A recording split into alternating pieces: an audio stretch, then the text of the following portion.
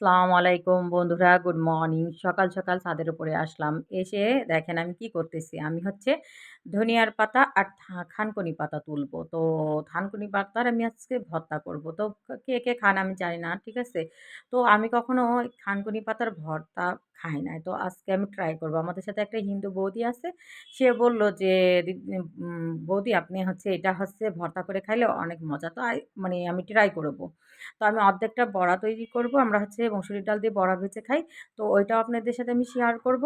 আর ১ম এ আমি হচ্ছে থানকুনির পাতার ভর্তা কিভাবে করি সেটা আপনাদের সাথে শেয়ার করব। তো ২ টা ২ ইয়েতে আমি শেয়ার করব। তো মানে বৌদি যেহেতু বলল, ঠিক আছে ওরা খায়, ওরা অনেক রকম করে খায়। তো যে ভাবনা সেই কাজ। তো আমি তো এই বৌদির সাথে ছাদের উপরে যেয়ে থানকুনি পাতা আর হচ্ছে আপনার ধনিয়ার পাতা তুলে নিলাম।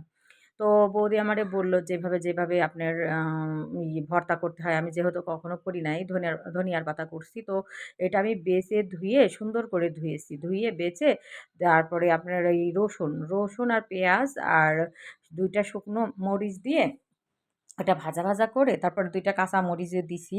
দেওয়ার পরে আমি কিন্তু লবণটা পরে দিব। লবণটা আপনার দিলে পরে অনেক পানি বেরাবে। তো এটা যে ধনিয়ার পাতা যেমন ভর্তা করি না আমরা হচ্ছে ধনিয়ার পাতাটা ভেজে নিয়ে তারপর শিলপাটায় বাটি ঠিক সেম ওরকমভাবেই করব। এই দেখেন। তো আমার ডিপে আরেকটু ধনিয়ার পাতা ছিল দেখলাম তো একটু কম, কম হয়ে গেছে তো ওইটুকু বের করে এর মধ্যে দিয়ে দিলাম। এই দেখেন ফাইনালি আমি ভাজা, ভাজা করছি। করার পর এটা আমি শিলপাটাতে বাটবো।